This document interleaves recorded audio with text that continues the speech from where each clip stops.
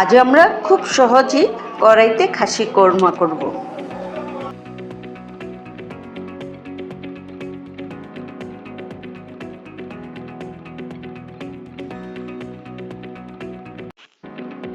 এখানে 1 কেজি খাসির মাংস আছে। তার জন্য এখানে যা যা লাগবে, প্রথম আমরা 2 চা চামচ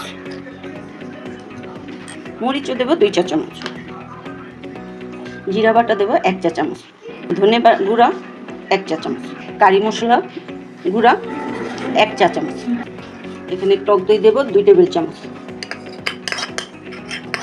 লবণ দেব 1 টেবিল চামচ, চিনিও দেব 1 টেবিল চামচ।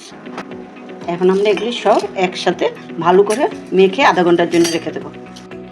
প্রথমে আমরা আলুটা ভেজে নেব। এখন আমরা পেঁয়াজটা দেব। পেঁয়াজটা একটু লাল লাল হয়ে এই যে মাংস মাখাটা দিয়ে দেব।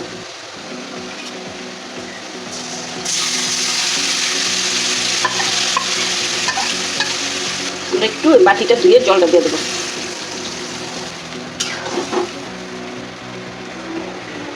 এখন ডেকে দেখবো কষানোর জন্য।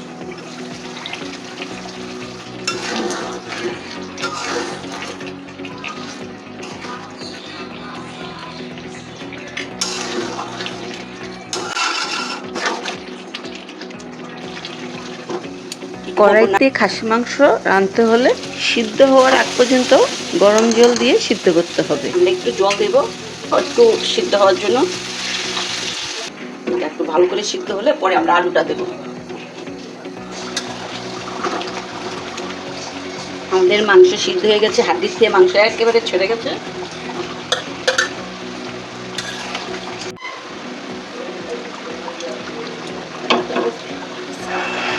এই যে আমাদের রান্না হয়ে গেছে, আমরা একটু গরম মশলা গুঁড়ো করে দিয়েছি।